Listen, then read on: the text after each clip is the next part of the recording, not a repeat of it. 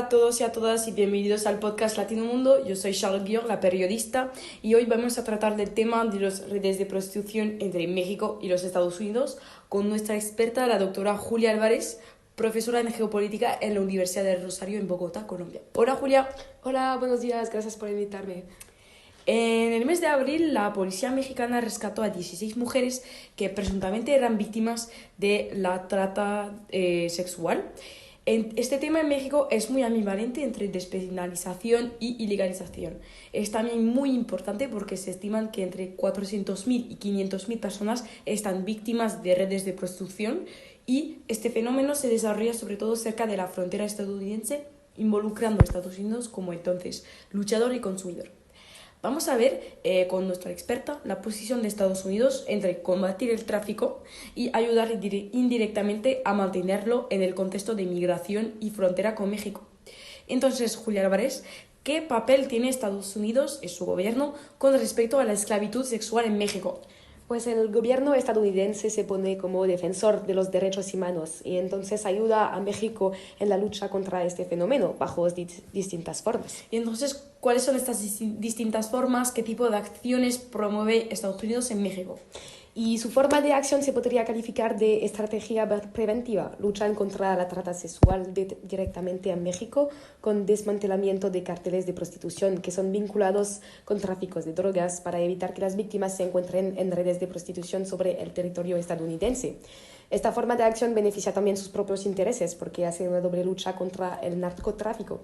Además, actúa de manera económica con la TVPA. Este acto estadounidense obliga al gobierno americano a ofrecer ayudas técnicas y financieras para los gobiernos de los países que cooperan económicamente principalmente. La TVPA ayuda también a las víctimas de la prostitución con el Visa T, según el propio Departamento de Justicia de Estados Unidos. ¿Y cuáles son los otros ámbitos, aparte de lo económico, en los que interviene el gobierno de Estados Unidos para esta lucha? Y se tiene que saber que ejerce una presión diplomática sobre los países también, con el TIP Report, que clasifica y evalúa la situación de los países y las mejoras del gobierno con respecto a la lucha con el tráfico sexual. Sin embargo, intervienen también en el ámbito judicial, donde sus agencias como el FBI o la ICE colaboran con las mexicanas. La ICE, en el caso del tráfico sexual, organiza operaciones conjuntas para el desmantelamiento de carteles y se ocupa de la identificación, localización y protección de las víctimas.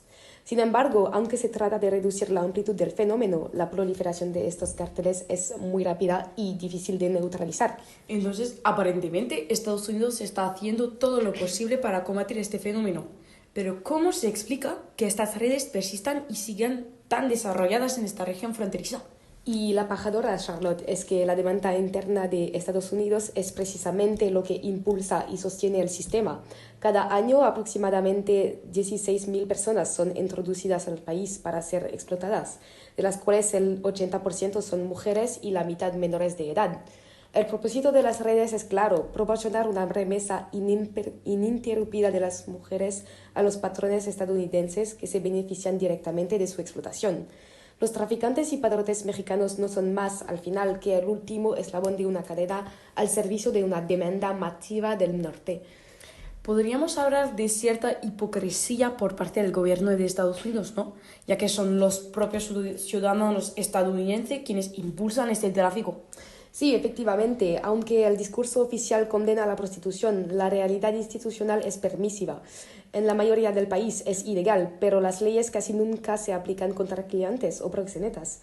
El 90% de las personas detenidas enredadas son las propias mujeres. Además, Estados Unidos no tiene interés en desmantelar completamente estas redes que tienen peso económico enorme y permiten satisfacer la demanda sin explotar a sus propias ciudadanas.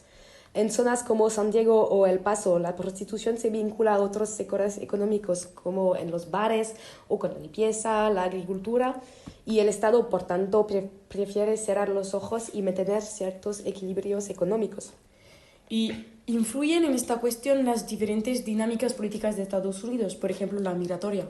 Sí, es sobre todo la legislación migratoria estadounidense la que tiene un impacto decisivo.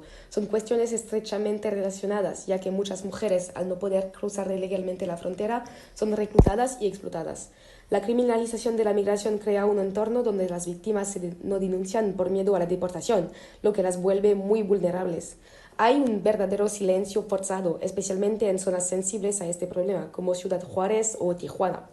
Solo entre 1% y el 10% de los casos de trata sexual en Estados Unidos terminan en una condena penal, lo que refleja una grave falta de protección y justicia.